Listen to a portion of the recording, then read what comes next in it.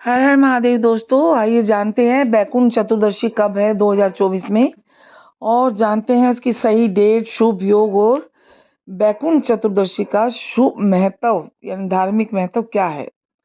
हर साल देव दिवाली से एक दिन पहले बैकुंठ चतुर्दशी मनाई जाती है। इस साल 14 नवंबर को बैकुंठ चतुर्दशी है। यह दिन विष्णु जी और शिव जी की पूजा के लिए समर्पित माना जाता है। हिंदू धर्म में हर साल कार्तिक मास शुक्ल पक्ष की चतुर्दशी तिथि को बैकुंठ चतुर्दशी मनाई जाती है।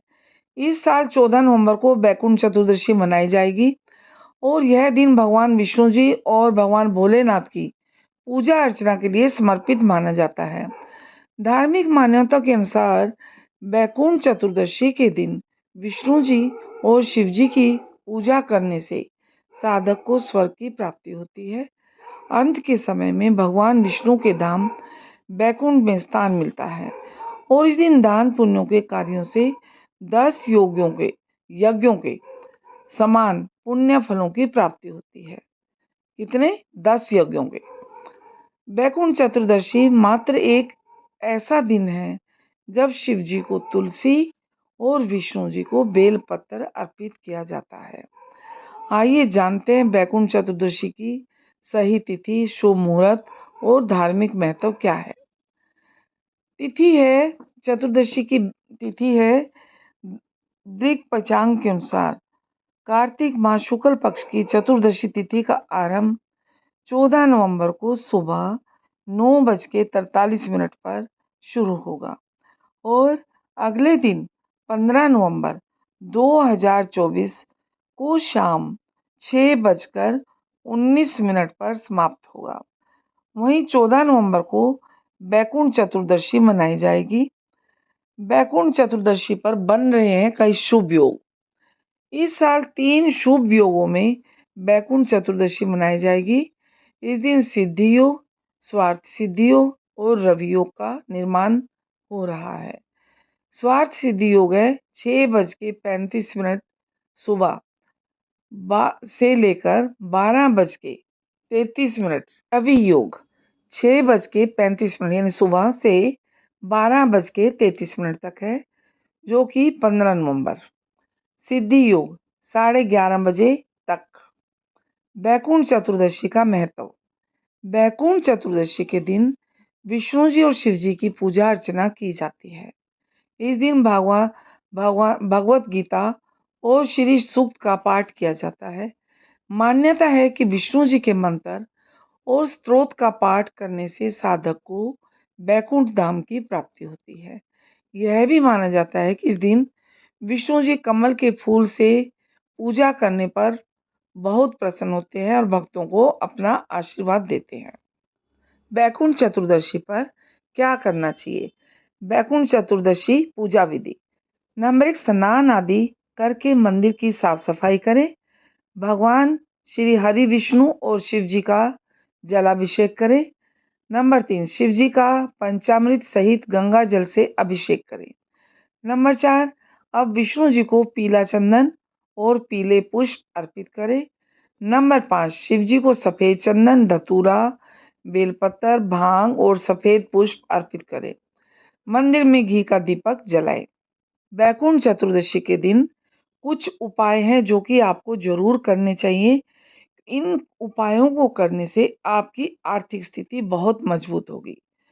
बैकुंठ चतुर्दशी का व्रत बहुत खास होता है। इस दिन सारे नियमों का पालन करके पूजा करने से जिंदगी में हमेशा खुशहाली रहती है।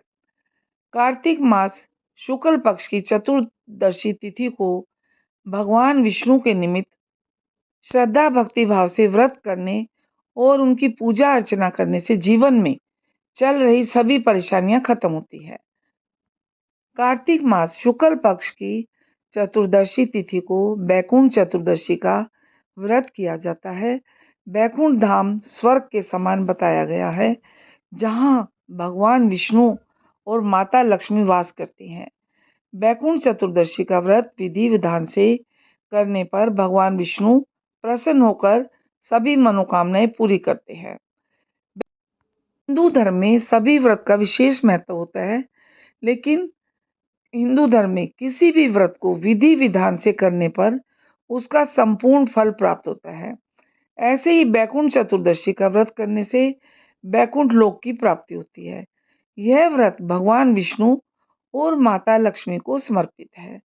बैकुंठ चतुर्दशी का व्रत कार्तिक मास शुक्ल पक्ष की चतुर्दशी तिथि को आता है, लेकिन साल 2024 में बैकुंठ चतुर्दशी का व्रत त्रयोदशी तिथि को होगा।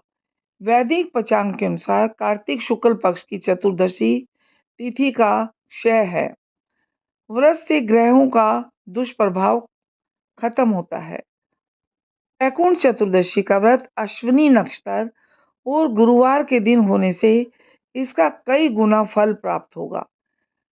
इस व्रत को करने से सभी परेशानियां, सभी कष्ट और सभी बाधाएं खत्म हो जाती हैं।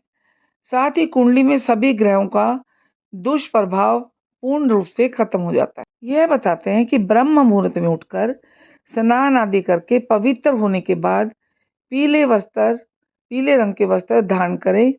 इसके बाद बैकुंठ चतुर्दशी व्रत का संकल्प करें और अपने देवालय में बैठकर भगवान विष्णु के मंत्रों का जाप करें।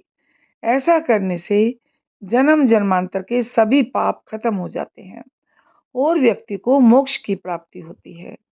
भगवान विष्णु को बेलपत्र चढ़ाने की मान्यता है। बैकुंठ चतुर्दशी के दिन भगवान विष्णु को बेलपत्र चढ़ाने पर लाभ होता है। धार्मिक ग्रंथों के अनुसार इस दिन भगवान विष्णु की पूजा यदि 1000 कमल पुष्पों से की जाए तो जीवन सभी बंधनों से मुक्त हो जाता है और उन्हें बैकुंठ धाम में स्थान प्राप्त होता है। इस दिन शाम के समय गंगा किनारे 11, 21, 31, 51 या 101 दीपक जलाने पर विशेष लाभ की प्राप्ति होती है। बैकुंठ चतुर्दशी कार्तिक पूर्णिमा से एक दिन पहले आती है। मात्र एक ऐसा दिन है जब हरिहर यानी शिव विष्णु भगवान जी की पूजा साथ में की जाती है। इससे अनेक लाभ मिलते हैं। कार्तिक मास के शुक्ल पक्ष की चतुर्दशी को बैकुंठ चतुर्दशी कहते हैं। यह दिन बैकुंठाधिपति भगवान विष्णु और शिव जी को समर्पित है। जो भी व्यक्ति बैकुंठ चतुर्दशी को भगवान विष्णु और भोलेनाथ की पूजा करता है उसे स्वर्ग की प्राप्ति होती है और जीवन के अंत समय में उसे भगवान विष्णु के धाम बैकुंठ में स्थान मिलता है। बैकुंठ चतुर्दशी एकमात्र ऐसा दिन है जब शिव जी को तुलसी और विष्णु जी को बेलपत्र चढ़ती है। बैकुंठ चतुर्दशी 2024 में कब है ये मैं आपको बता चुकी हूँ। कि आप एक बार फिर डेट नोट कर लें। बैकुंठ चतुर्दशी 14 नवंबर 2024 को है। ये कार्तिक पूर्णिमा से एक दिन पहले आती है। पूरे साल में सिर्फ इसी दिन हरिहर की पूजा एक साथ होती है, नहीं तो ऐसा बहुत कम होता है कि एक ही दिन में भगवान शिव एवं भगवान विष्णु का संयुक्त रूप से पूजन किया जाए। बैकुंठ चतुर्दशी पर भगवान विष्णु की पूजा निश्चित काल में की जाती है, जो हिंदू दिन गणना के अनुसार मध्य रात्रि का समय है।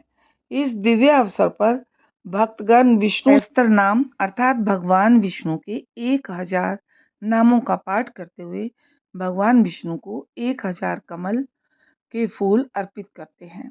कार्तिक माह के शुक्ल पक्ष की चतुर्दशी तिथि 14 नवंबर 2024 को सुबह 9:43 पर शुरू होगी और अगले दिन 15 नवंबर को सुबह 6:19 पर चतुर्दशी तिथि का समापन होगा। बैकुंठ चतुर्दशी निशिता काल रात 11:39 से लेकर प्रातः 12:32 पर 15 नवंबर। बैकुंठ चतुर्दशी की पूजा विधि। इस दिन सुबह स्नान आदि के बाद व्रत रखना चाहिए। रात में भगवान विष्णु की कमल के फूलों से पूजा करनी चाहिए। शिव जी को तुलसी अर्पित करनी चाहिए। पूजा के दौरान ये मंत्र पढ़े। वीणा यो हरिपूजां तु कुर्यात् रुद्रस्य चार्चनम वृथा तस्य भवेत् पूजा सत्यमेद्वचो मम। पुराणों के अनुसार इस दिन किए गए दान जप आदि का 10 यज्ञों के समान फल प्राप्त होता है। जय श्री कृष्णा। ओम नमः शिवाय। हर हर महादेव।